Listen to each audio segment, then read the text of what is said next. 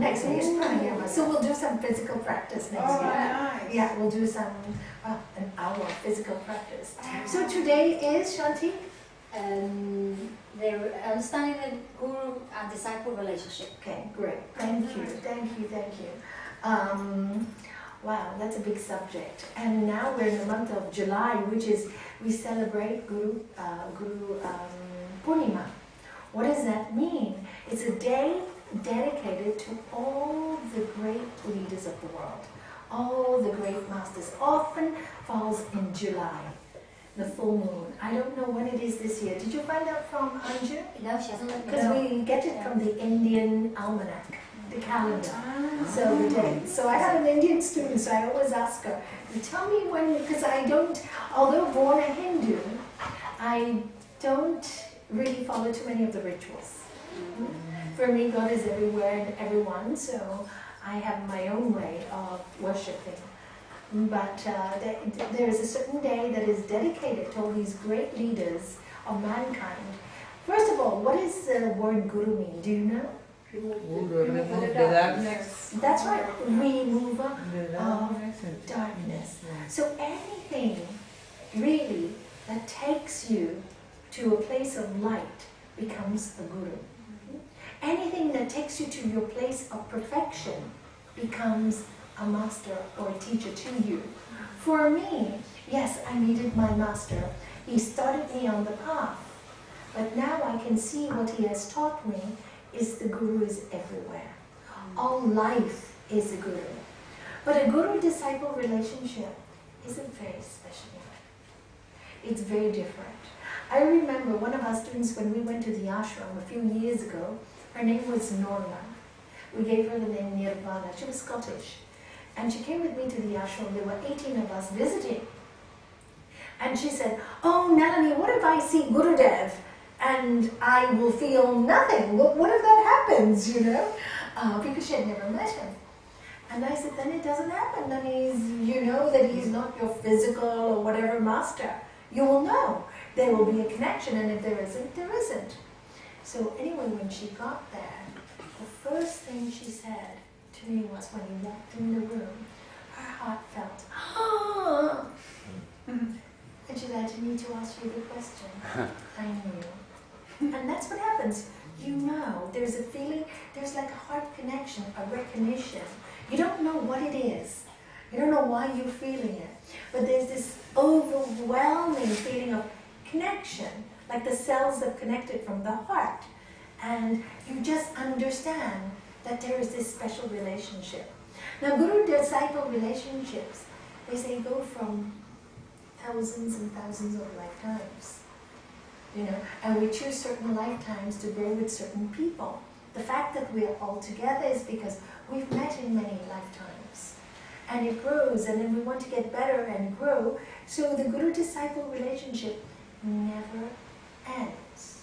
The guru's energy is normally of such a high caliber, and in Indian we call it darshan. I'm going to, you will hear many people say, I'm going to my guru for darshan. Darshan actually means in the vision of light. Because when you're in light, you cannot be in dark, right? So darshan is the blessing of light. It's a blessing, it's a feeling you get. So again, it's something that nobody can tell you. Nobody can even advise you. It's something that you feel inside. For example, recently, a few months ago, I met this woman who came to Integral Yoga and she fell in love with Swami Satchidananda. But then, a few years later, this is many years ago, and then she came back to see me.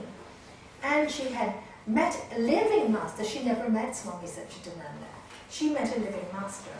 And she told me who he was, and she told me she was drawn to him, and she felt guilty.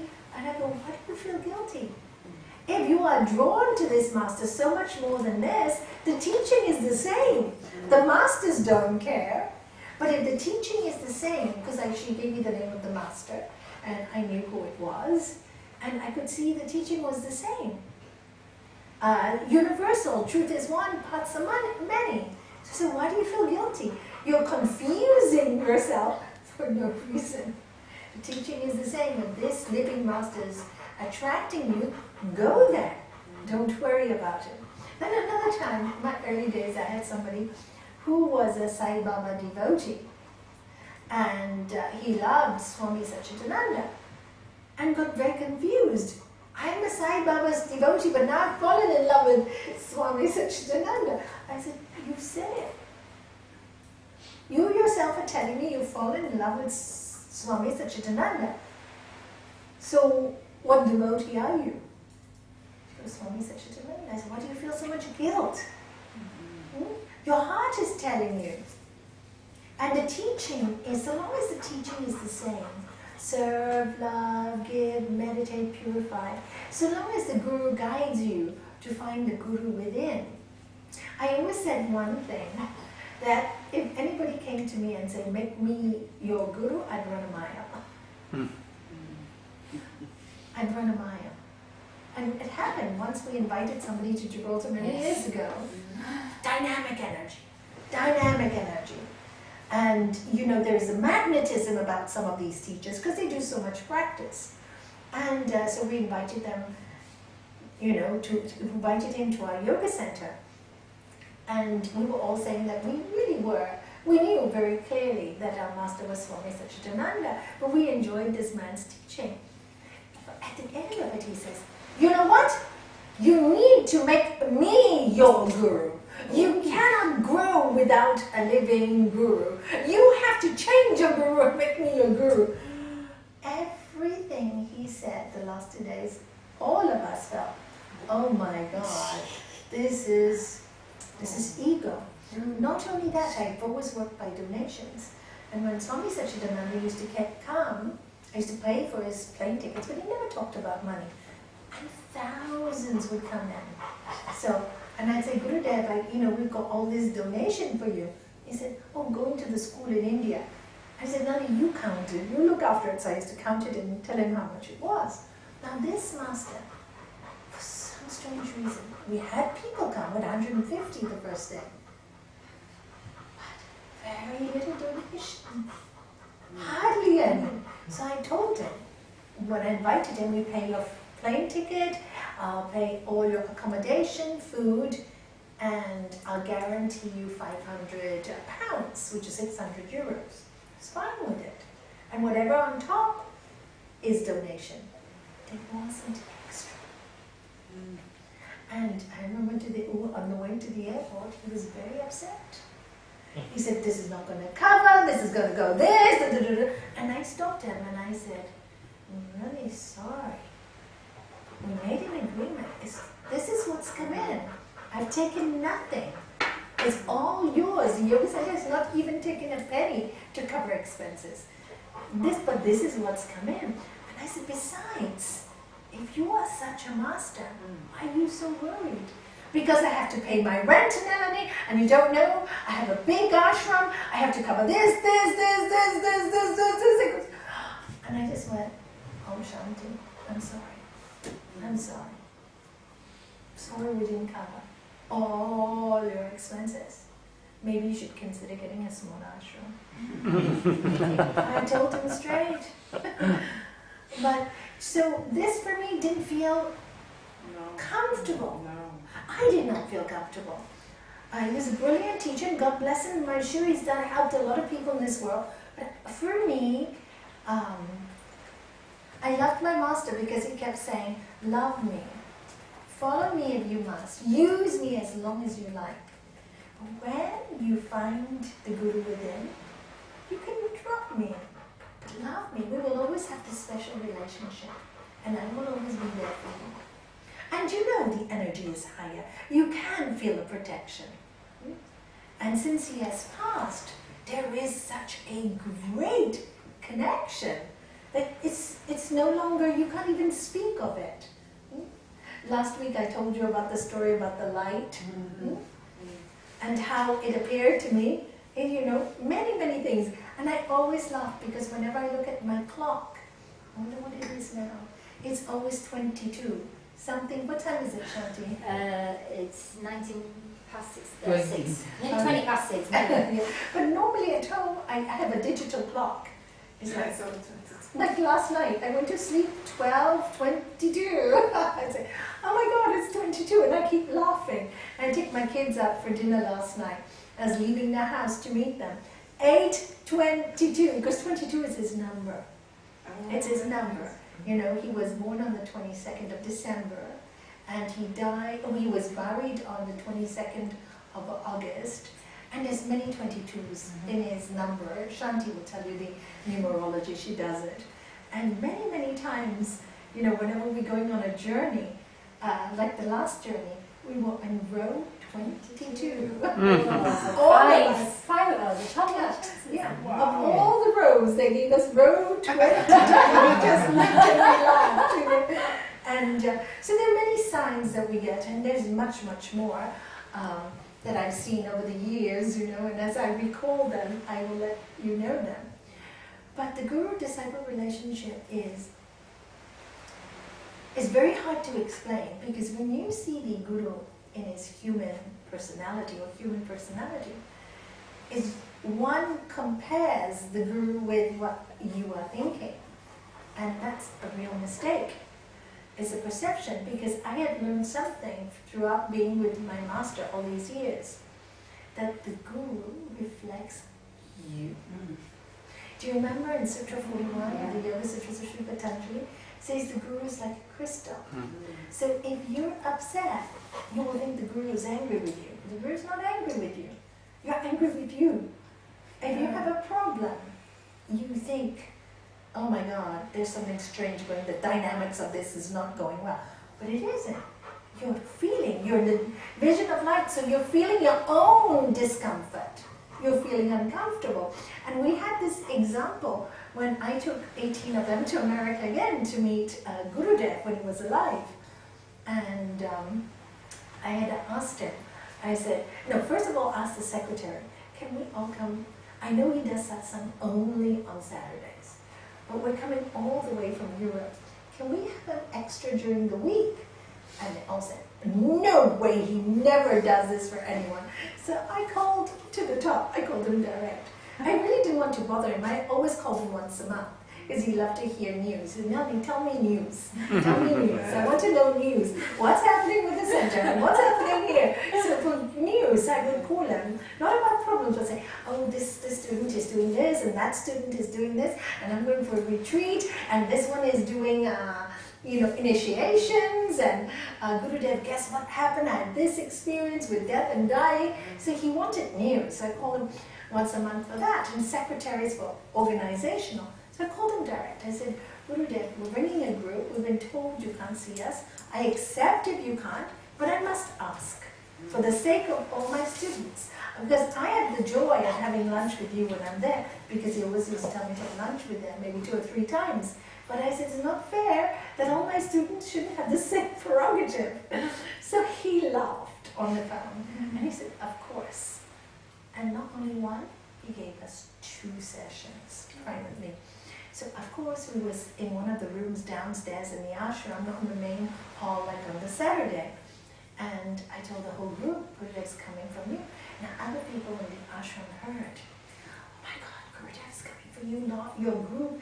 Can you join? I said, it's not about my group, your group. Everybody can, of course everybody can join. So if I get in trouble, I'll get in trouble. But just come. So even the Swamis came, everybody came. We don't get this opportunity. So they all came. Anyway, they all sat round, all the people from Spain and Gibraltar, and they were all shaking. So Gurudev said, what would you like to talk about? Yes. So he started talking to them. They were nervous, they were in awe of it, because his energy is so much, right? So then after half an hour he goes, all right, thank you very much. Nice to see you. Left. I said, meeting in my bedroom right now, everybody. I told them off. I said, what's wrong with all of you? Have you lost your brain? You all wanted to see him so much. I bring him there and you're shaking and you're fearful and nobody will even go close to him. Don't you know? The Guru reflects you. He's not going to say, darling, do this or that. He's not. You have to, he has no need to do anything. His existence is light, light, light, service, service, service. So if you want something, you better be loving and you better ask. He'll reflect you. They didn't really believe me. But the next day, he came as he promised. And this time I said, Gurudev, can I bring them up one by one and introduce them to you? So I sat by his side and I called them up one by one. And what a lovely afternoon. One Indian girl, remember Jyoti, was it Jyoti or Deepa? Deepa. She said, Gurudev, I just feel so much love, can I just sing? Just automatically from her heart, she sang. And everybody in the room was crying, and everybody said what they wanted to say. And Gurudev blessed each one of them separately. And so when he left, after 2 hours, and told them stories about when he first went to America from India, how, in India they revere the Guru very much. And it's very respectful, you bow at their feet, because it's what we do. I was taught this by my mother, when you see a master yours, and why do you bow? It's a sign of humility to touch their feet, so that you're saying, I'm able to receive. I'm not too proud to think I know everything, so I can't receive. So this is what I was brought up with. Even the boys, the sons of the family in Hong Kong, in Indian families, the sons always bow to the mother and father every morning when they see them first thing. Yeah, I've seen my brothers do that all the time, to my mother and my father. And before they go traveling, always get the blessing from mom and dad. Even if they have an argument, they still do it. So it's actually a very beautiful custom. It's it's very wonderful to watch. So anyway, so when he left, I said, what's the difference today? So we showed him love, not fear. And what did you receive back? 10 times the love you gave him.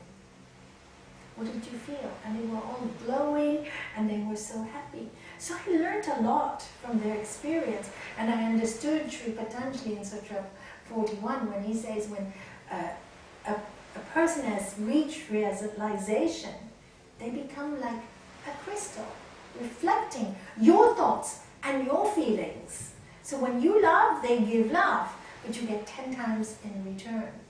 And this is what I realized a real master is. And many, many times in my personal experience with my Guru, just one sentence, one word would change my whole aspect.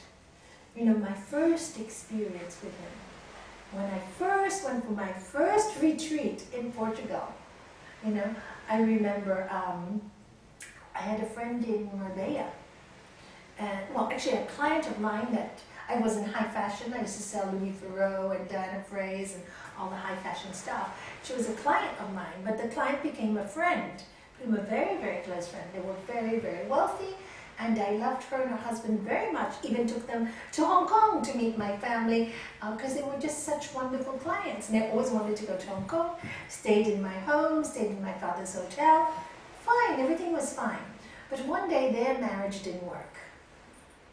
So she was very angry, but I couldn't take sides. So I would talk to her husband and talk to her. She got so angry with me.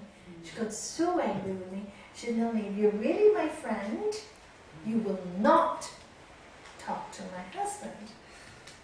I said, I can't do that. I really can't do that, because he was so good to me and my husband. Such a good friend. He was like a big brother to me. Always looked after me. Nalanie, what do you need? Nalanie, can I help you with this? And really, to my husband, a best friend. So how can I? And I said, I love you. I talk to him separately. I'll talk to you separately. I will not discuss either what you tell with me. I can do that. He was so angry. I don't want to see you again. Okay, I accept. I really accepted. Anyway, I go to Portugal on this retreat. I don't know how she found out where it was. And she went all the way to Portugal to tell my guru how awful I was. Really? Yeah, yes. Oh, you know this story, yeah? Yeah, but that's not Yeah, tell it again. Tell it again. So I saw. So I'm in the middle of one of the talks because Gurudev brought with him a few teachers. Because he only speaks in the evening at 8 and then all the teachers speak in the day. So it was my first retreat. I was listening to Nishala. At that time, Nishala Nanda Swami, who was brilliant. I hope when I have my place to bring her, she's brilliant. So enjoying the talk. No, can we have Nalanie, please? Okay, it's odd. Why is Gurudev calling me from the middle of a talk? So I go up to the house where he was staying, and I see my friend there, and I go, "Oh, how are you? So, how did you get here? I'm glad you could make the retreat." Because I haven't come to the retreat. I'm so angry with you. Gurudev said, "Nalanie, sit down."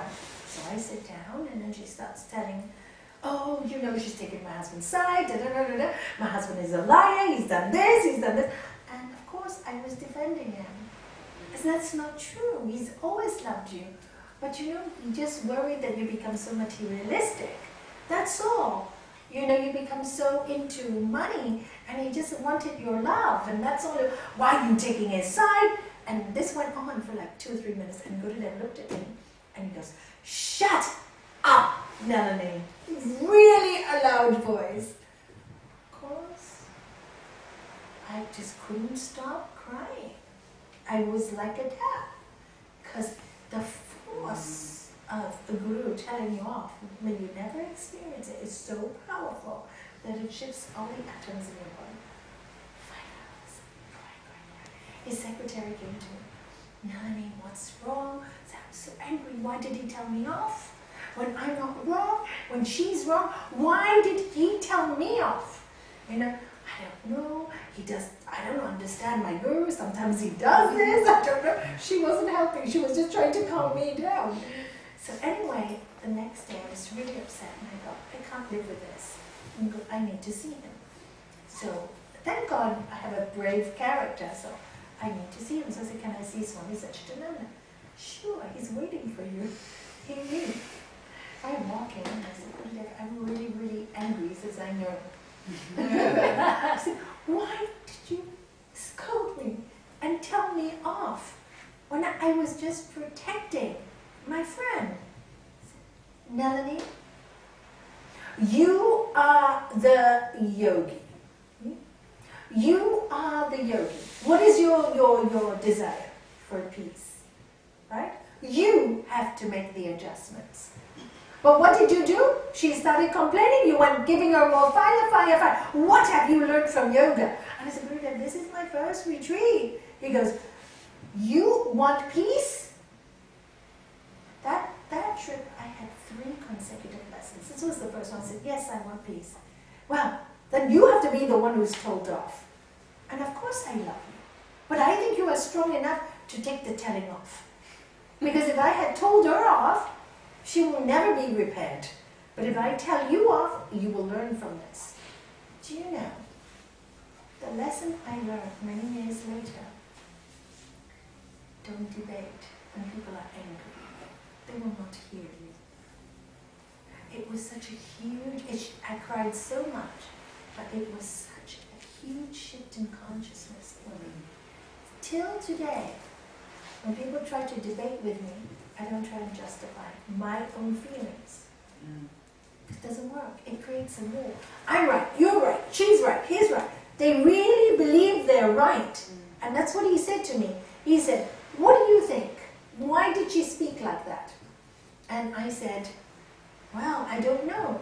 He said, "If she didn't believe she was right, would she have fought so hard?" I said, "No." He said, "Can you change that?" I said, "No." And then he said another thing to me. Why would she come all the way from Marbella, she lived in Marbella, to Portugal? In those days, it used to take 7 hours, 8 hours to get there. Because we didn't have the bridge, we had the ferry. Why would she come all that way if she didn't love me? And I realized she wanted my side and my presence so much in her life She thought by going to my guru and complaining about me, he might put me right. And that's how much she loved me. So I saw a side that I would not have seen without that teaching.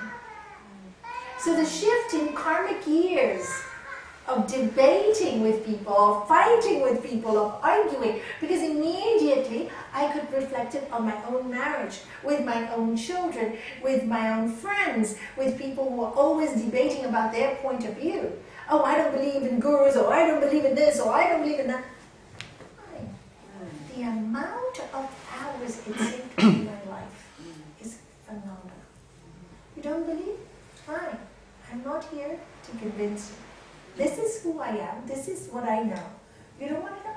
No problem. No problem. Yes. So what do you do in that kind of, in this kind of situation,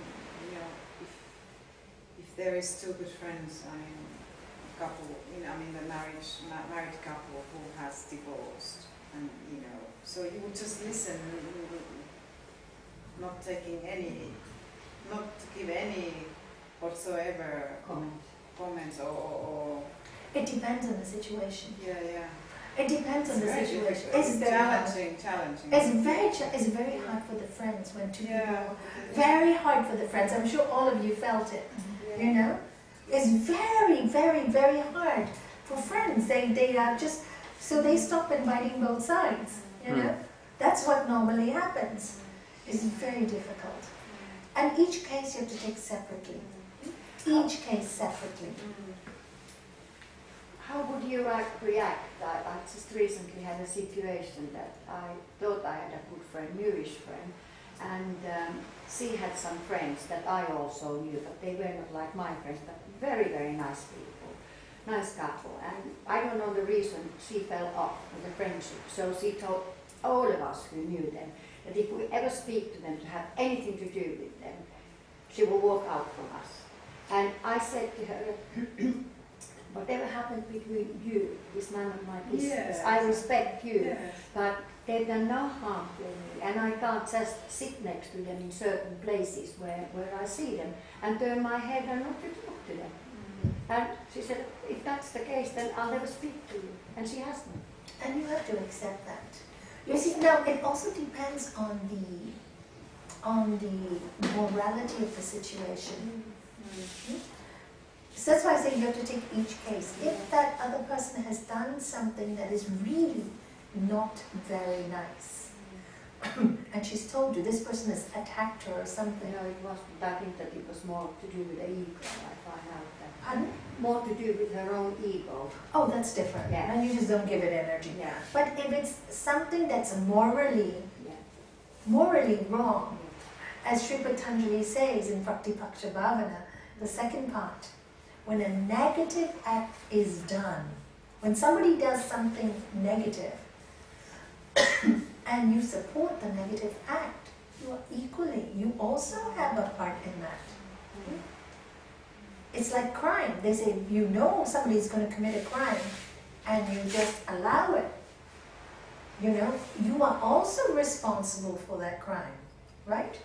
But if you know somebody has done wrong, morally, two friends argue or whatever, and you know that person has done wrong, then you should defend it. That's when you should defend it. Say, look, and you can tell the person, this action is wrong. I will not condone this action. Doesn't mean you don't love that person. I love this person. But this action is incorrect. I should not condone it. That shows character and strength. If you condone a wrong action, for example, that other person had done something really immoral to your friend, and then you go, oh, she didn't do it to me. What are you giving the other friend? What are you telling her? You can carry on doing all these things. We don't mind. We approve. There has to be some kind of moral code. And I watched Gurudev do this again. Another lesson I learned in one of his trips. He said, I'm writing a book actually, lessons I learned from my beautiful master.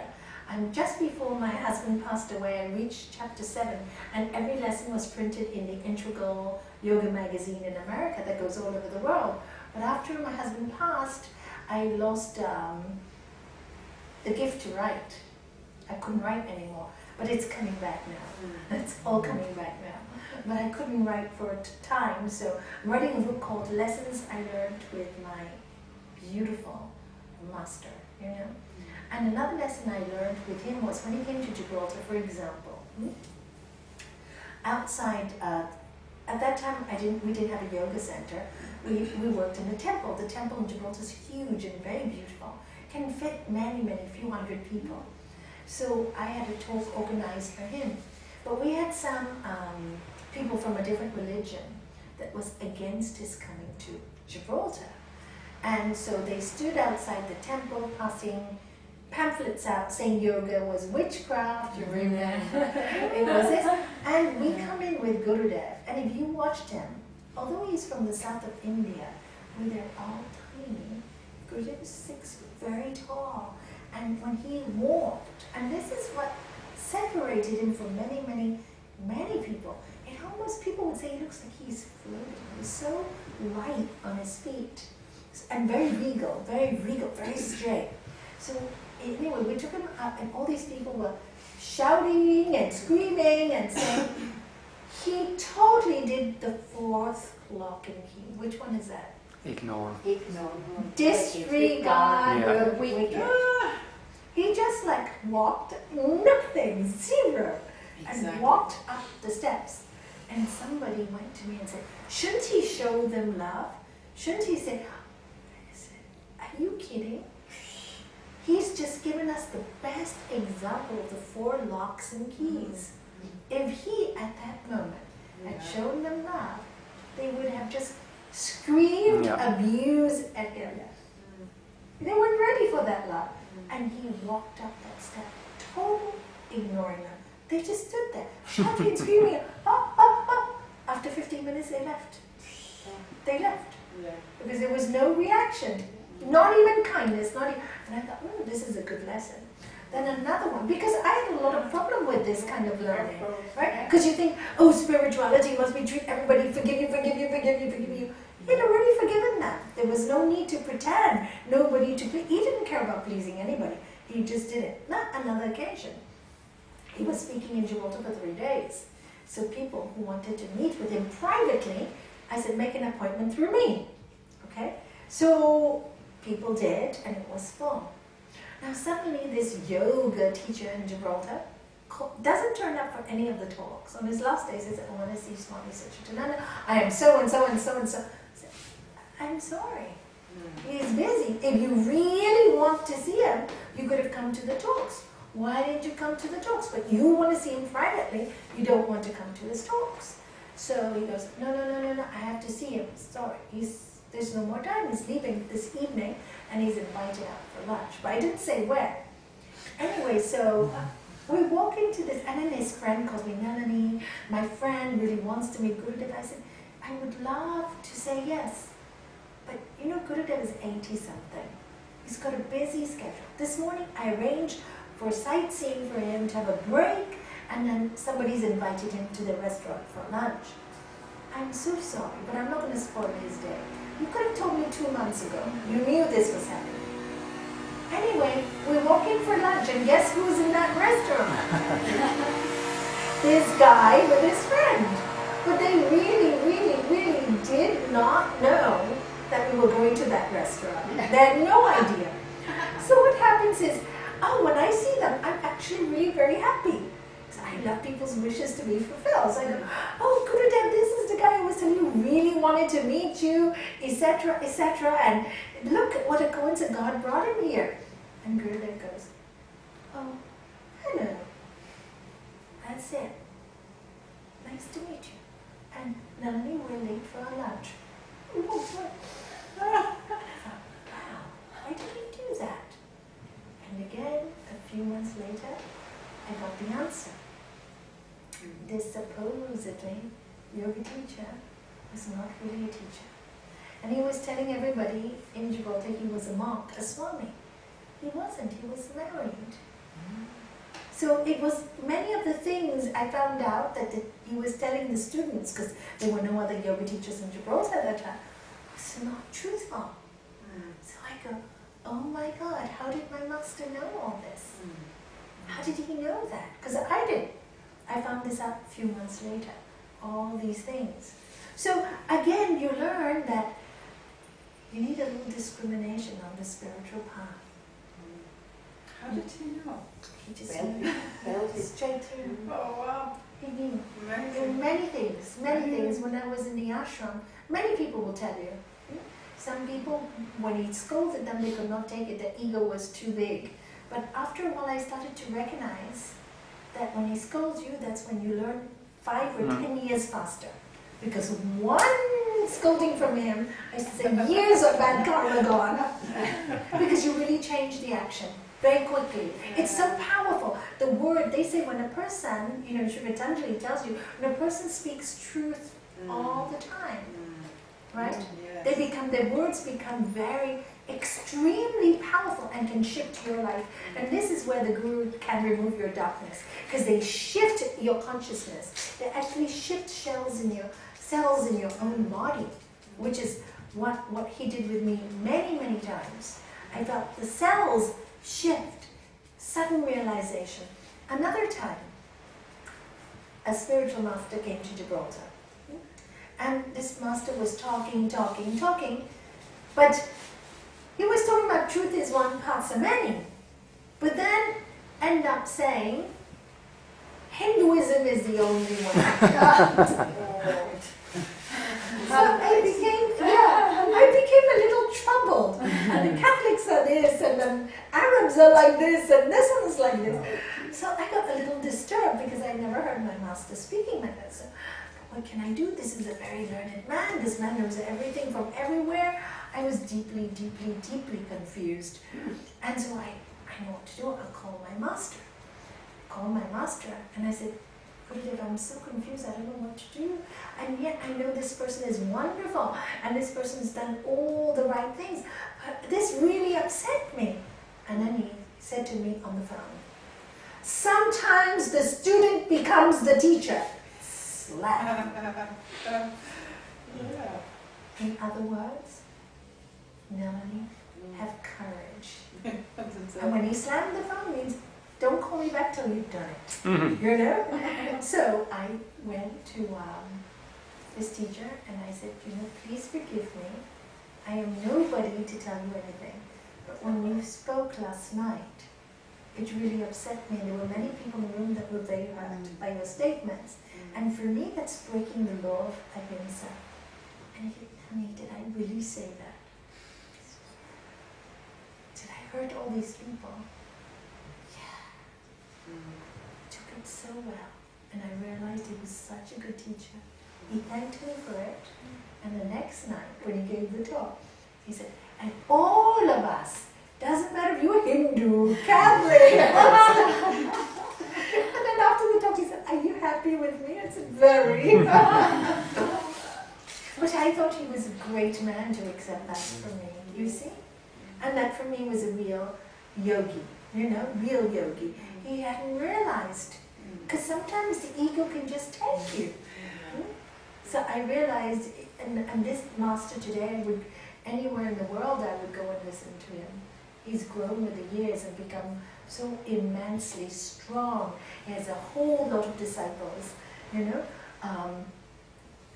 his work is just fabulous. His work is fabulous. So when you have that relationship, guru-disciple relationship, it's really important to know what to look for. We can get very carried away. You see, I learned by having all these speakers. That's why I'd like to introduce you to many, many speakers, so that you know in your own mind what is right, what feels right for you. What feels right for you? Yes. Can you actually tell me what kind of life people have in ashram? Like how they are there living with the master and they are working normally? Are they working, going to do their normal daily works and they come back, or how does it? Okay. Originally, nowadays it's all very, very, very different. When I met my Gurudev, it was very, very different. Now he's gone. In his particular ashram, there's no living. guru. No, there are many swamis and monks. There are many monks. You met one who's wonderful, Mataji, you know. There are many, but like him, there is none. There are many, there's a president, but in the early days, how it used to be is, people used to go to ashrams to get spiritual knowledge. So you got the ashramites who lived there, and what they would do is serve there. In return, they got food and accommodation. And that's what the monks do. And a little salary from the donations. Like in those days, the monks got $30 US a month. And they were happy with that because they got food, they got accommodation. Nowadays, I don't know what they get. Do you know? But they get everything paid for. And then they serve in the ashram. But recently, what you have now is more and more people visiting ashrams, and now you have to pay for everything. You have to pay for accommodation, you have to pay for classes, because there are many people now that live there, and they have to cook for so many people. And people are not willing to do karma yoga. Many people say, I will do the cooking only if you pay me so much. So this karma yoga system is not so alive as it used to be. I mean, when our master went to America, it was all the people that built this huge ashram, including Gurudev himself. I showed you the building of the lotus. He personally went on a tractor and cut down the trees and replanted them and personally did everything himself. And all his disciples all did everything, karma yoga, out of love. Our center in Gibraltar is one of these rare centers that everything that's done is done out of love. Nobody gets any payment. Yes, we look after them if they're in trouble, or now like we want to sponsor a trip. It's different because they've given so many years of service, we want to do something for them. But very few centers are like that. Now going to the ashram in America, how they live is, there's a group of monks there, and female and male, and they look after all the running of the classes, and different monks might be doing different things depending on their personalities. Not everybody is a teacher. Some of them just live there. For example, there was one monk who just loves the garden. So she just works on the garden and the food, right? Another one who likes working with videos and DVDs and getting all that out. So they just get all Gurudev's works out. And but you also have people now, because the land is so big, have built their homes there. So they're working people wanting to live in an ashram environment where this spirituality is taught. So they buy the land, they build their home. This is what happens in Virginia where we go. And they go to work in Charlottesville or wherever they work, and they come back in the evening, and they gather together for satsangs, any special occasions. Most of their friends are from the ashram, so they're all kind of like-minded. When there's a big occasion, they all get together, like brothers and sisters, like we do in sangha. They become a huge sangha, and that's how they live now. And many of them now even work there, like lights. They call them lights. They have a program called Light Program, where, for example, you pay, I think, $100 US or $200 US.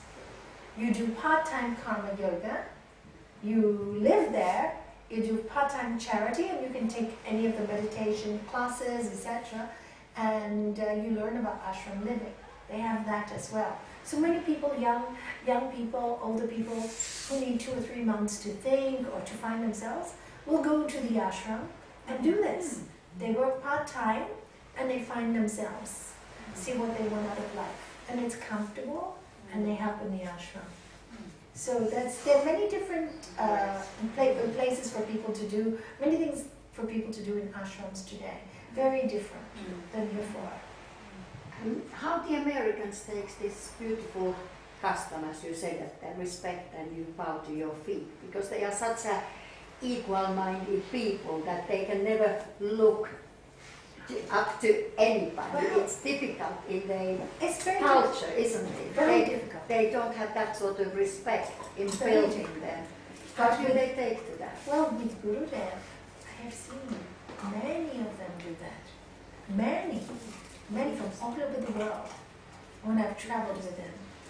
Not all, but many, all the monks, all the swami, Yes, not easy for them. They learn to do that. Interesting. Yeah, very interesting. I remember when I went to Bali, when we did the Bali retreat, I was one of the teachers when Gurudev did the Bali retreat. And of course I went down and bowed at his feet. So they all asked me, why do you do that? And I realized a lot of it was because they didn't understand. So I sat there and explained. I said, no, it's a sign of respect, humility, that you say, thank you, I'm ready to receive this knowledge. It's nothing else. And when they realized that, then people started to do it themselves. And I said, do it if you're comfortable, and don't do it if you don't believe in it. It's a different culture, that's all. You know, it's years of our upbringing. It's not years of your upbringing, it's very difficult. But if you feel it, do it. You will get a great blessing. Because why? When you do your head like this, the person has to do this, so you get the blessing. I said, be smart. I told all of them. You don't have to touch the floor, but just bow your head. And they did it. And they all got blessings, all of them. And they felt, whoa, they said, oh, some of them said, it's like electricity comes from my body. I said, yeah, be smart. Humility, you receive. If, like I said, if you have 2 glasses and if you want to pour water on one, put one down, you have to pour water and you receive, that's all. And I said, it's like an electrical current. You see, a master has an electrical current. We are all based with cells and energies. We all know about auras, right? Are you all convinced about auras? Yes. You all know that people have, certain people have great energy fields and some people have very small energy fields. And it could be the nicest person in the world, but have no energy field. And then there's somebody who's not even so nice, and you can feel their energy fields, right? So the master's energy field is so dynamic. It's so dynamic. It really is. You just walk and you feel there's something of the heart. It's like waves. I call it waves of love. Waves of love. And the connection when you feel from a distance, like many times, when he was alive, like I said, I called him once a month, but sometimes I would feel waves of love running through me, and I'd call him up, and he said, how does it feel? I said, Gurudev, you know, it feels a little sensual, I don't know how to explain, but so pure, so pure. He said, good, this is the Kundalini, this is the connection, this is the Kundalini, because really in space we're all one, we're all one, there's no difference, but you're receiving the energy, you're receiving, you got the circuit, you got the telephone line, you can receive. And that's why for me, very clear, the Bhagavad Gita is so clear. Chapter 12, when you are in fear, guilt and worry, how do you feel? Away from God, don't you? There's no peace. Now I was explaining this to somebody the other day who was praying so much everywhere, praying to God, and he was very disturbed, and he called me emergency. He said, I pray, I go to the church every day, but I to tell you the truth, Nalanie, I'm ashamed to say that I don't feel God is anywhere. And I said, no, because what are you in? Fear. What are you in? Guilt. What are you in? Worry. Getting old, you haven't dealt with death. You need to think, we're all going to die. You're scared. 2, guilt, because you haven't made peace with all the people that have hurt you. And you're scared of death, and you're getting old. And the 3rd one, worry. You're worried you're not going to have enough time. I went like that. Fix it all quickly. Take away the fear, guilt, and worry. Immediately you did it. Call me the next day. Because you're right. God is love. So when you're in that love energy, when you are in that energy, you can receive the messages from the universe very quickly. Yeah? When you are not, you cannot. You can try, you can meditate, you can do this, you can do that. It just does not come. Your creative energy goes down. Everything gets disrupted. In fact, maybe you create horrible things, you know, because you're so disruptive inside.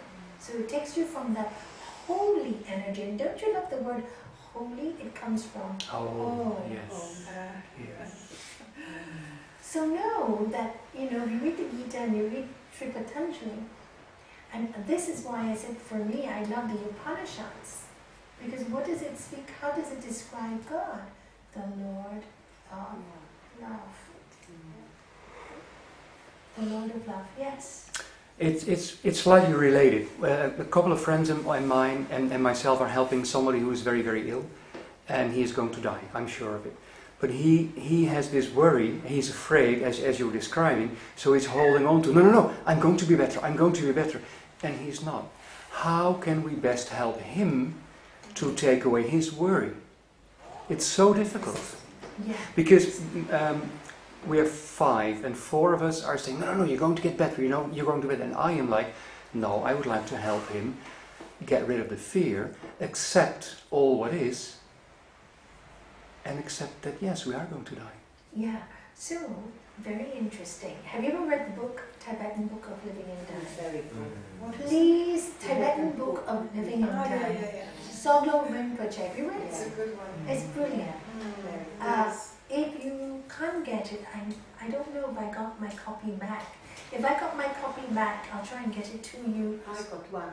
You got one? Can you lend it to Rick? Oh, super, thank Okay. you. It's a big book, it's a lot to Yeah, study. but I'd like you to go to the chapter called Helping the Dying. Yeah. Okay? Yeah. Sorry, would you mind to repeat the title? Yes. Tibetan? The book Of living Living? and Dying. And the author? The author Sogyal, Sogyal, Rinpoche. Yes. It's brilliant. It's one of the The attitude is absolutely Yeah. wonderful. helping the dying. It Okay. was helping me when I was very fearful with death. Yes, it's a brilliant book. It's Nalanie very told me Buddhist. this when my daughter died, and that's when Yeah, I it's got one it of the very best good. books. Yeah. And there's quite a few. Facing Death, Facing Death and Finding Hope. You- Yeah, That's another one. yeah, very good book. Christine, it's actually his disciple. Christine Longeaker, Longeaker.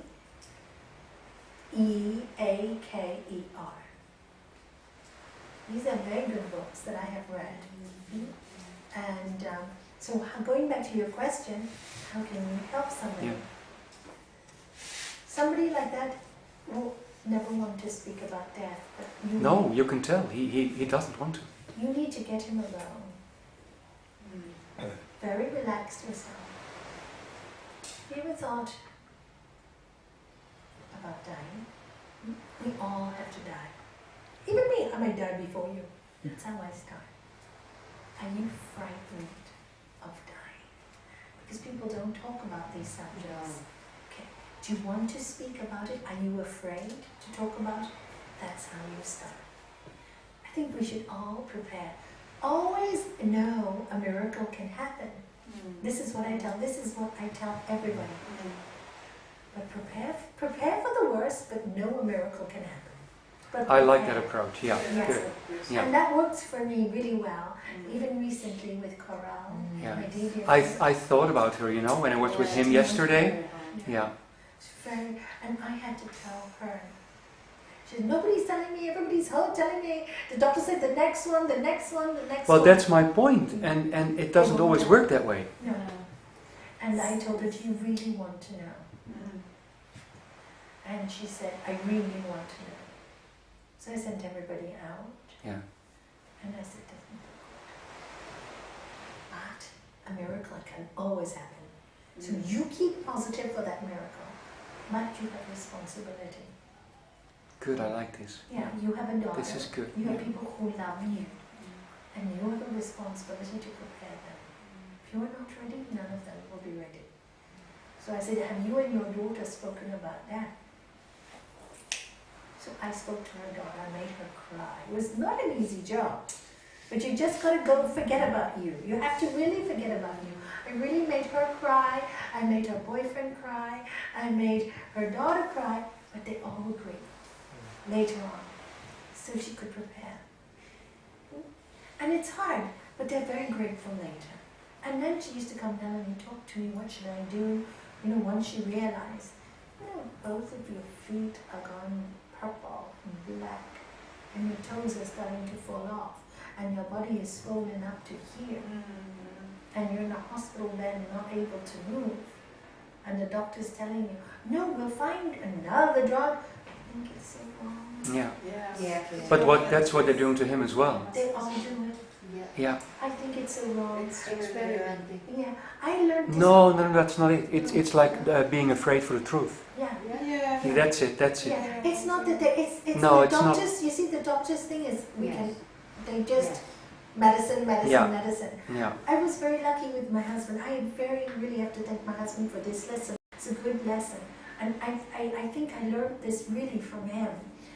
They kept on saying, and more and more and more. But we had this wonderful girl who came home, and her name was Dr. Lulu, who we gave 2,000 euros from. She's one of these people that goes to homes for cancer patients, and normally people can't have aftercare or can't afford it, and she refuses to charge her. Well, we could, but she refused to take a penny because she was a daughter of a friend of mine. In fact, when my husband saw her, he said, she's too young. What? In the end, she was his best friend. She was going on holiday on the 24th of December. She used to visit him at home every day, twice a day. You know, she'd come all the way from Guadalmina to Cancelada twice a day to visit him, and she had 250 people to visit. But she loved my husband very much. And, you know, she actually told me, well, I knew because I had the butterfly sign. You know, I asked for a sign from God, so I knew my husband wasn't going to make it. Well, my children were very upset. And she said to us very clearly, she said to them, how long, he's not going to make it. She said, he's not. How long he takes to die depends on him.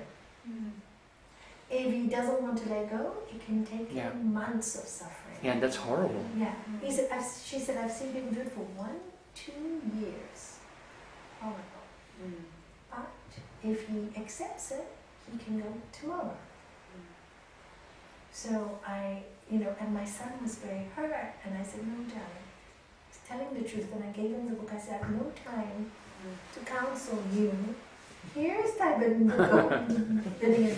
Read this chapter, Helping the Dying. Give Dad whatever he wants. Don't force him to be positive. Don't force him false hope. Let him do what he wants.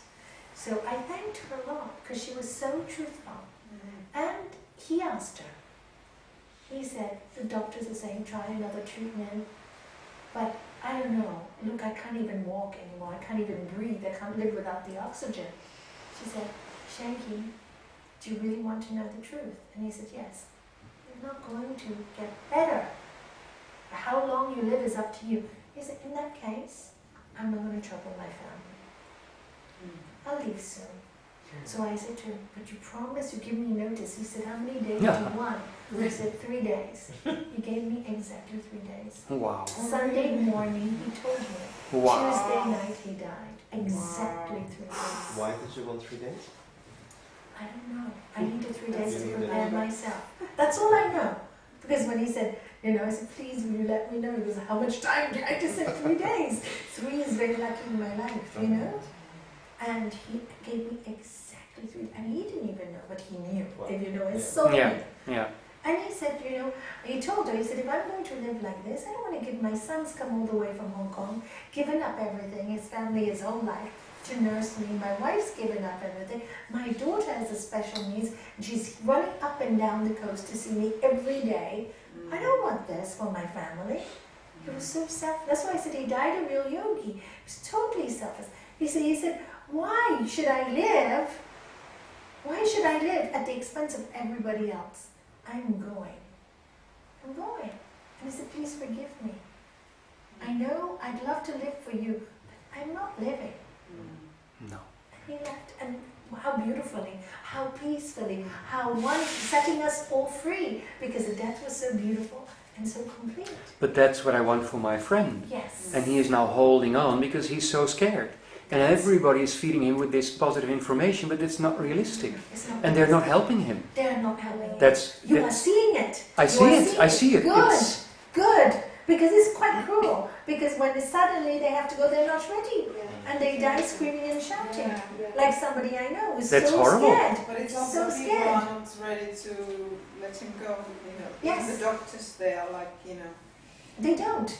They don't tell you the truth. I think they have actually. I think it's such an incredibly large and difficult and challenging subject, the death, that they just deny it because they can't deal with it. They can't deal the death in the hospital. Like preparing the person to die. They're not educated. No, they're not That's educated. why it's like that. No. Yeah, they really like They don't wanna. They don't wanna. They lack in two things. They lack in information of the diet and how to care for the people, and they don't have any kind of counselling. It's not that, No. because the doctors were so wonderful. I mean, I must say that my husband was in USB, and the doctors were incredible. I think it's because, of course, I can't places blame them. and doctors, we can't generalize all the doctors No. in the same thing. No, they were wonderful. Honestly, my husband loved his doctors, but that's what they were trained to. Yeah. Yeah, You see? yeah. And No, the that's true. And the other Yeah. doctor was They don't trained know how to to deal with the dying. was trained to do palliative care. So she watched people die all the time. And after a while she realized, she learned, it's better to be truthful than to give them false hope. Because they extend their suffering, because it's the mind. Yeah. Keeps them Absolutely. alive for, like animals. Because there's no, everything's on the nappy and everything, and they lose all the sense of dignity. But still, the mind keeps on. It's So, like, if you But see him, that's yeah. why it's really important to be truthful. Yeah. And how should truth be said? Sri Patanjali again should be pleasant, beneficial, Yeah. and said at the right time, Yeah. at the right place, and should be peaceful. Yeah. So using all this of Sri Patanjali, what you have learned, reading a little of Sadhguru Rinpoche, what I've said today, and from your own experience from my talks about death and dying, take that, but don't be afraid to approach your friend. No, I'm not afraid, but I think your suggestion of talking to him alone is a very good one. Yeah, Dr. I think that's a very, very good one because People won't Yes. let them go. Like you said, the friends won't let them go. Friends and parents and children. No, his they partner, cling, it's- yeah. The Yes. doctors, sometimes. Yes, the doctors cling. yeah, but that's, I mean, my ex was a doctor and they are trained to do that. That's their job. Yes, So that's you can't great. blame them. No, you not can't. at all. You can't. Not at- he really told me. December 9th, he said, oh, he can't do the chemo now, he's too weak. But come back in February and I will research and see what we can do Yeah. for him. Yeah. Didn't even make it till December, Yeah. Christmas. Yeah. And my husband knew, and I'm sure he chose the day 23rd because Lulu was leaving on the 24th. And she said, Nalanie, if he gets too sick and you can't handle it with your son, just call the ambulance and take him to hospital and they'll look after him. And he goes, I don't want to go to hospital again. Because all they do is pump you, give you another 4 days, Yeah. but it's miserable 3 or 4 days. They take out more water from the lungs again, and the operation is so painful. So it's really, this is why I love people to know what they want to do with their own death and their own life. It's really important that you come to make death your friend. Really important. Also, Ricky, find out what is it that he fears, because when my mother died 4 years ago, and I had a phone call, it was one of my early sanghas, the phone call came and I hadn't switched my phone on. We were at Kisias, and I suddenly got all hot. And Susan sat next to me and said, what's the matter with you? And I said, my mother's dying. And the phone call came within the minutes. And I find out from my mother earlier, I'd just been to Finland recently, and I said to her, are you frightened of dying? She said, no, I'm not. I said, but why you are fighting? What is it that you're frightened? I'm frightened of leaving you alone because you've got nobody. And I took her hand and I said to her, mother, I'm okay. I let you go. You can die. And it didn't take long when she died. Absolutely. That's nice. That's good. Yeah. That's a good. Yeah, That's because her very only kind. fear was leaving me Yes. alone, and she Yeah. could do nothing for me because I was nursing her 24 hours over the phone if I was not there. But still, the fear was there that she couldn't leave me alone. Correct. Yeah. It is And like it's that. so true what you're saying. I Yeah. experienced that myself. Many people. And I it was at yeah. peace.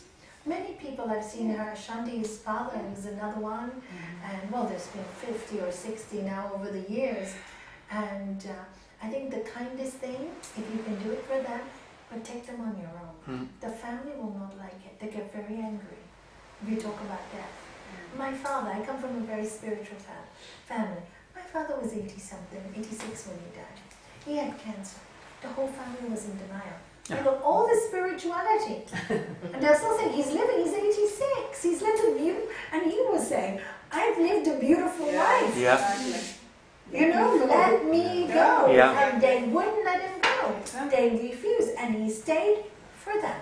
And that's why when I spoke to Dad, you know, when I spoke to Dad about dying, he was so happy. He said, you know, I'm so happy. You know, every time I speak about dying, everybody goes, don't speak, don't speak. I want to die. What do they think? This is my way to die with cancer. My leg can't walk anymore. My eyes can't see anymore. I can't hear anymore. God's taking over. But nobody could hear them. So they can't. And so because they can't hear him, and he was such a selfless person, he would not leave until my mother let him go.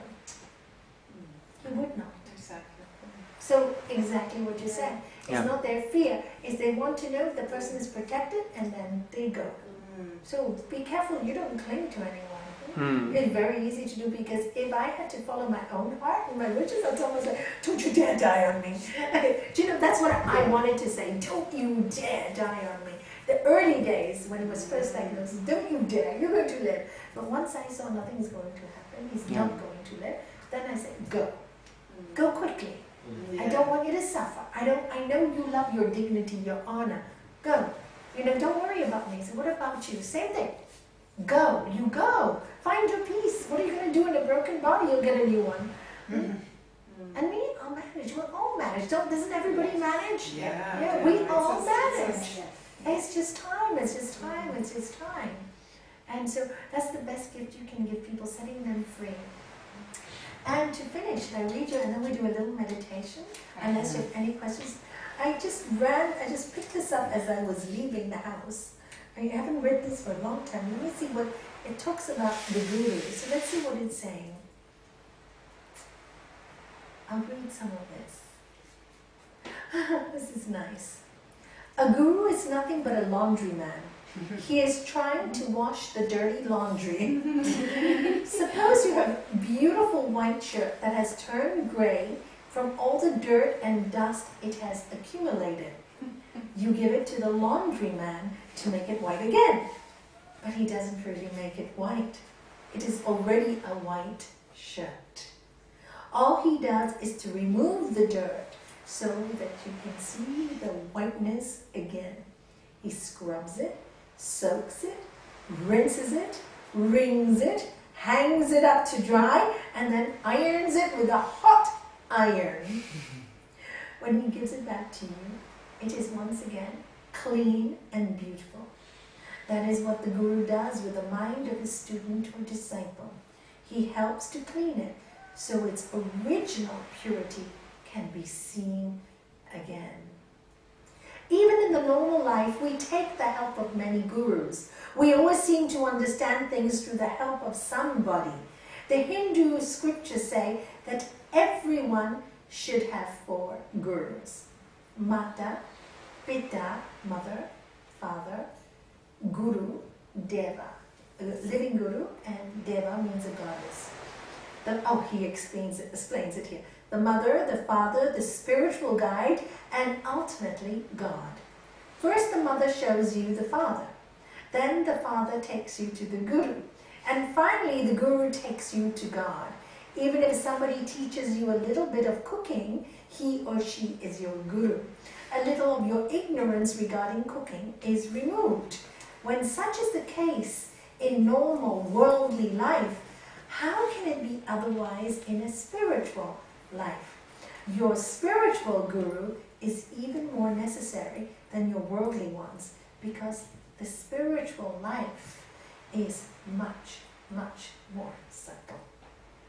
The ultimate truth can be revealed only by somebody who has experienced it, who had it revealed to him by another person who had experienced it. No candle can light itself. Another lit candle must come and touch it. That's the way truth passes from person to person. Many people read a lot of books about yoga and spiritual life, but books alone can never take the place of a guru. If we could learn everything through books, there should be only publishing houses and no universities. Books cannot take the place of a teacher, because when you read a book, you can learn from the book, but the book can never teach you. You should know the difference. It is up to you to correctly understand what you read. The author might even have given the right meaning with all good intentions, but you are trying to understand it with the help of your own mind, with your own understanding. The entire responsibility lies in your hands. You can understand or misunderstand, but a guru will not allow you to misunderstand. The moment he feels you have not understood something correctly, he will say, "Hey, that's not right. This is the way." A book will not and cannot do that. That's why you need a person who has gone through the path and realized the goal to guide you in what is to be done. So a spiritual teacher is necessary. Often, the role of the guru is misunderstood, and the students think that the teacher will carry them to the goal. If you see a signpost that says Boston, 200 miles, do you prostrate yourself before the signpost? Put garlands on it and pray, "Please take me to Boston"? No. The signpost simply points the direction and indicates the distance. You must do the walking. The guru is like that. He has gone the route, he knows the journey, and is able to guide others on the trip. But you have to follow the teaching. Even God cannot help you if you will not help yourself. The mind, looking for an easy way out, may ask, if God is all graceful and merciful, why doesn't he come and give you some grace and blessings? The answer is, unless you seek, you will not find. Wow. So, That's so nice. it's lovely, Very isn't nice. it? So the seeking is up to you, and this is where you understand what Jesus is teaching. Ask, and you shall receive. Seek, and you shall find. Knock, and the door will be open to you. But you have to do it. That was the example of the 18 people I took to America. They stood there in fear, nothing happened. When they asked Gurudev questions while they were talking to him, they got all their answers. Each one asked their own thing. I think you asked about the miscarriage. They did gave me you? a blessing. Yeah, because she had 4 miscarriages. 3 at that Three at time. that 3 at time. that time. Yes. And each person asked what they needed to ask, and they got it. Because you have to do the asking. Nobody can do it for you. True. So if you want to know anything, you must ask. You must seek, and you must find, and you will find. You will, definitely. But never be afraid to do that. All right? In your life, always go for it. Go for it. Don't be frightened to go for the truth. And if you're wrong, you're wrong. It's okay to be wrong. Isn't it nice? It's good to be told. In the end, I told my Guru on this last visit before he passed, I said, Gurudev, scold me as much as you want. Tell me off as much as you want. Slam the phone down at me continuously. And he goes, oh, there's no need to now. But prior to that, when I was like, oh, because my ego was still working. I didn't like it. You see? The ego doesn't like the slamming down of the phone and say, oh, sort yourself out, Oh, you're old enough. You know what to do. Stop reading all those books. Stop the nonsense. It doesn't like it. The ego doesn't like him. But after a while, when I realized with all the situations that I've been taught by his one-liners, I call them one-liners, how much karma, how much negativity it saved me in my life. How many arguments it saved me from creating. How much self-suffering, you know? I would have suffered so much without his help. So I feel, wow, so many years have been graced to me because of the knowledge, you know? Personal. And then watching, how does he react? You know, like these 2 examples, 3 examples I gave you, watching him. If I hadn't watched it, disregard the evil, I wouldn't know how to explain it. I wouldn't know how to explain, but by watching, discriminative discernment, studying the sutras and watching them also, you see they match. They match. Yeah. It all flows, and that's when you know. And then when you know, it will flow in you automatically, because now you know. So things happen to you automatically. You say, wow, I would have never done this 10 years ago. I just know how to do it now. How do you know? Because what you know and I know comes from the same source. Without the dirty mind, the grey shirt, the shirt is white. And this is why Sri Patanjali says, yamas niyamas. When the shirt is white, you can reflect any color. So you see how it works? And the Guru just reflects you until you become white. So sometimes when you hear something in satsang, you don't feel very good, your stomach is whirling. Wow, that's good, you're purging. You're purging, you're taking stuff out. It's good, it's not comfortable. I have a name for it, I call it ego sickness. Because the stomach whirls and you feel a bit sick, do you know? Like you want to vomit, and you don't know why, you just, it's called ego sickness. You recognize it. And it's really nice when it stops happening. And when it stops happening, when the ego sickness stops, you realize that you're more settled in your spirit and your soul. And there's your answer. Hey, guess what? This disturbed me so much. Somebody insulted me or said, I go, really? How interesting. And there's no sickness, there's no disturbance. You're not going home and whirling it in your head. You're just really relaxed. I go, wow, I love this peace. I won't trade it for the world. So somebody comes into your life because you'll be tested again and again and again with that same trouble. And this time you'll say, sorry, not doing it. I love my peace too much. And this is what takes over. And the more we study, more tests we get. That's what I personally have realized. That's right. That more I think, how is this happening? And it is like test after the other. Absolutely. It's incredible. I know many of you are going through lots of tests, and many of you passed many. You're very good. You worked on it on yourself. On your own. We don't call you every other night. Oh no. And another you don't. You're very good. And another You're thing I really have to good. say- You're really good. Honestly, you're wonderful, Sangha. I've never had so little trouble from any Sangha in my life.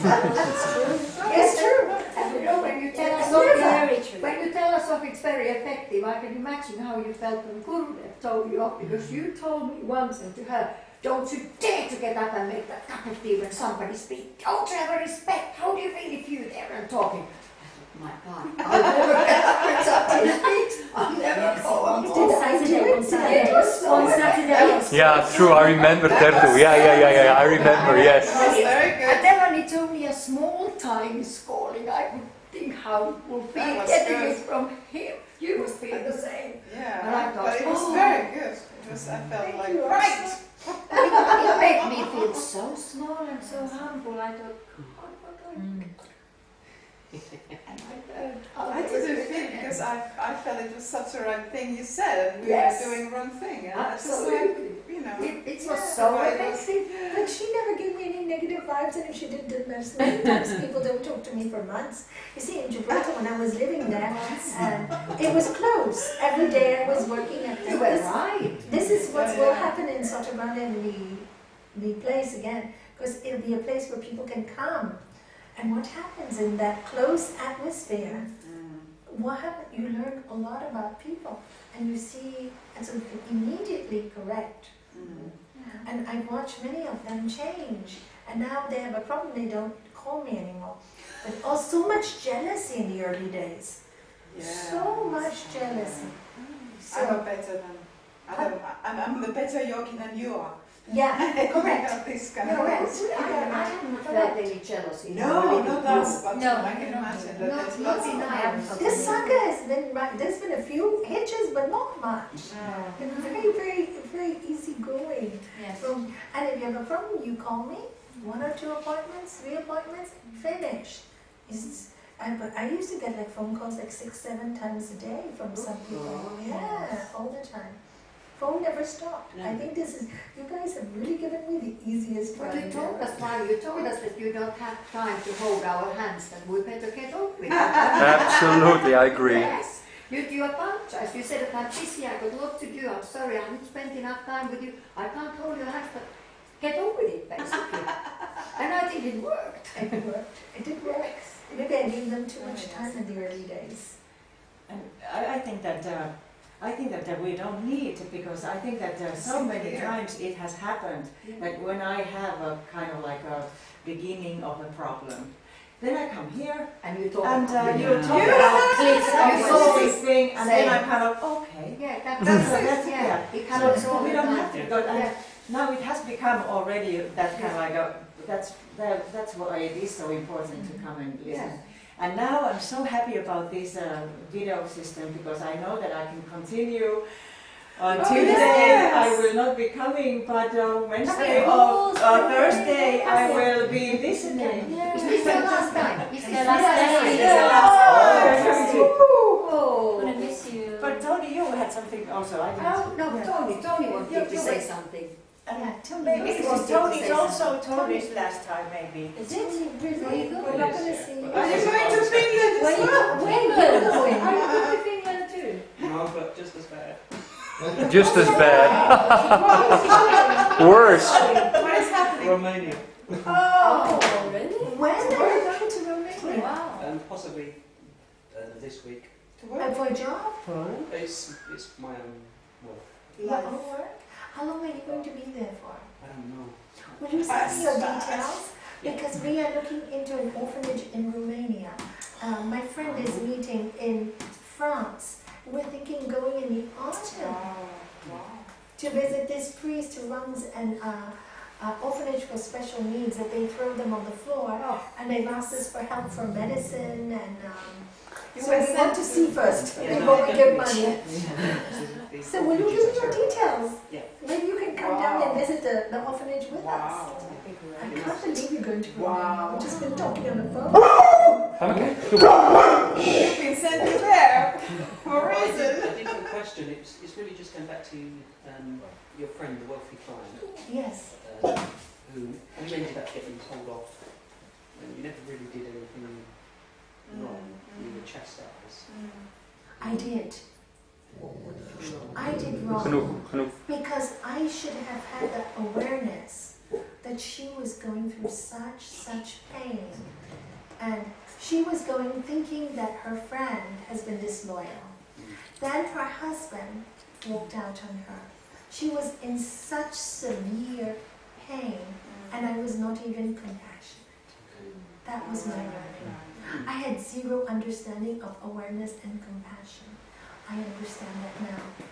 When people talk like that about a partner, and I see many marriages, they're not coming from a place of anger. They're coming from so much pain. Fear. So much pain, lot of fear. Lot of fear. Did that friendship continue? Or? No, it did. But with her husband it did. Although I did try a few times, she said she wasn't interested. But you know what happened? Many years later. Isn't God interesting? It's just amazing. My granddaughter was in a ballet school in Marbella. And apparently, she was older than me. She also had a grandchild in the same ballet school. I didn't know that, because the grandchild was older than my granddaughters. They were in the baby class. It was a huge dance, and it was full. And the hall was full, and she walks in. And there's no seats, and I see her carrying a cushion. And I go up to her and say, "It's you." She goes, "Yes." She goes, "Now I have colon cancer." Oh no. That's why I'm carrying a cushion. And she gives me a big hug and I say, oh, I just love you to bits. And I said, you know, I got my granddaughter seat next to me. I can put on the little one, put on my lap and you have the seat. Are you sure? I said, of course I'm sure. So my husband was with me and he was so happy to see her. And the show was about to start. And I had given her, many years ago, 2 days, a gold locket with my Gurudeva's picture. And I'd also given her a picture of my master. She took out her bag first. And the picture of my master, she said, I carried this throughout all the years. And this, I never forgot your love. 6 weeks or 8 weeks later, she died. So, aren't the gods kind to closure without me even knowing? Yeah. Isn't it just, I just think the gods, so I think when you really leave everything behind without that anger and compassion, the gods, nature, arranges for you to have closure with everybody, because I never had closure with her. So it arranged for me to have closure. I had no idea that she had colon cancer. Incredible, right? So, you know, when these things happen in your life, don't fear. Just do good, be good, as forgive, forgive, forgive, forgive. And realize she came, she was one of my best gurus. Because without her, I wouldn't have learned such a great lesson of awareness and compassion. I really wouldn't. So really when I know that, there's not even that bit of anger towards her. And I'm so grateful my master shouted at me. He made me a bigger person for it. Did I answer your question? Yeah. So do we come up with a cushion too? I have a very good story about closure, but some other time. But Will you remember it? Yeah. Would you? Yeah, Well, yes? Write it down. it's amazing story. Don't forget for next week. No, I don't. Yeah? It's a good closure. Okay, I've got an idea. Next week, what is the topic? Shanti Pranayama. Pranayama. It's about pranayama, deepening your practice or something like that, I think. Okay, pranayama. So we do 1 hour, and the next half an hour, are you all willing to tell me some of your experiences? Okay. And if you don't want it videotaped, we can close it. Yeah. Would you just give us I some would stories? Like to say that, I would like to tell that story because it was an amazing story. I would love to hear stories. Would we do that next week? Even if there are a few, is that okay? Okay. Yeah, Yeah. perfect. I love stories. So I'd love to hear your stories. We're losing both of them. Can you believe it? No. No, we don't lose. We know you No, you are not getting It's I don't know if you have this, but if you do, give it away. Tomorrow, Will you give it to us? As soon as maybe Thursday, Friday. Give it to us. Give it to us. Ricky, It's next something week that I've we're not always building pranayama. kind of wanted to have. No, I don't think so. No. Doesn't make sense. No. Doesn't make sense. Okay. Well, I hope you spread this knowledge wherever you both are. I know you already teach so many people and do so many retreats. I'm so proud of you. That's I'm great. sure that I will organize a group that we will watch this Tuesday sangha. We will watch and listen and talk afterwards. I'm so sure that we will do, if not every week, then once in 2 weeks or something. And we will be here like a little later, but we will get the answers and we will. And really want to miss you. I have the feeling that I really can organize that. I will be back. So, But let's see. we'll see. I don't think this is the end also anyway. No. Yeah. And tell me, how long is your contract? It's not a contract, it's Your a work. own company, and I don't really want to be there for certainly longer than 6 months. Oh, great. Then So, I'll come back. well, so if I just keep in touch by email, just in case we come to, maybe you can meet us for a day, if you're, even if you're a bit far. In Bucharest. Oh, you're in Bucharest? Yeah, okay, great. So I'll find out where we are going, because I don't know yet. Marina, my friend from Barcelona, is organizing. She's meeting the priest now in France in next week. But they've asked for a lot of help. They need help. Tony was telling about that. Yes? That maybe helping an orphanage and Look at that! Can you Well, I've imagine? heard some horror stories about the Yes. Romanian orphanages. Horrible. Awful. There was a BBC documentary. Terrible. Horrible. Terrible. Horrible. There is So, Romania, yeah. Russia, and all Very I've good. actually taken 1,000 euros from SIS Oh, good. and already given it to my friend Marina because she's Oh, meeting with a priest. I said, meet with him. If you see he's a good person, give him the money anyway to already start buying medicines, and then we will go maybe in 2 or 3 months and visit. So just to check it out ourselves. Great. Chico, Chico. be polite. You don't want to hurt and scare people. No, it's protecting us. So can we, now it's gone to 20 to 8 so quickly, shall we wish them a safe journey? We'll do 3 Om Trambagams for them. A safe journey.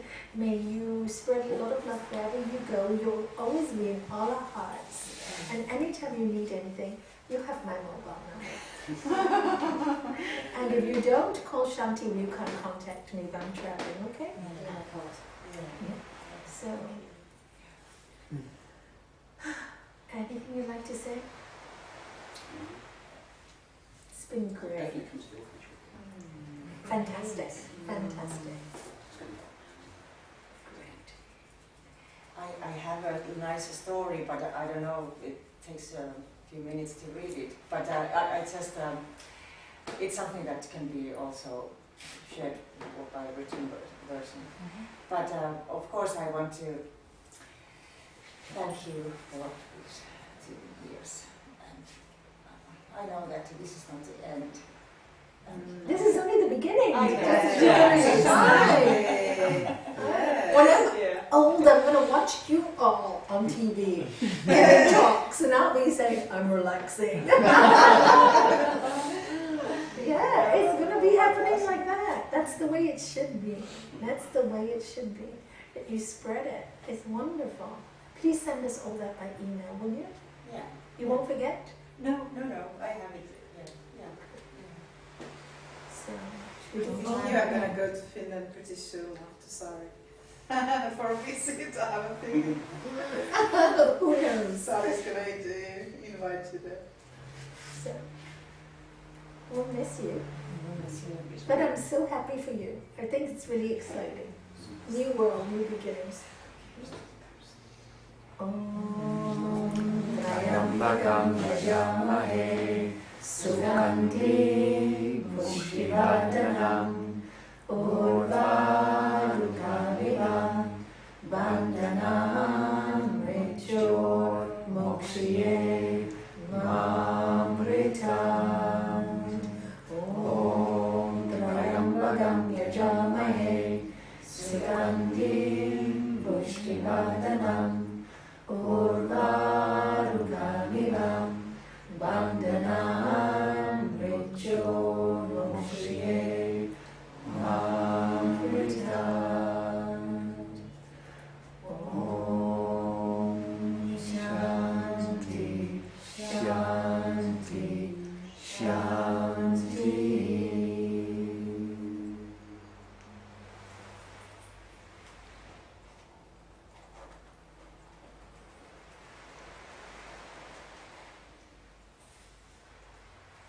May all your days be filled with light and knowledge. May all your days be filled with love of the divine and love of the soul and love of each other. May you always live to love to serve and serve yourself and serve others and understand that we are just one family. May you be prosperous. May you have good health. And may you enjoy God's fruits with so much joy and peace.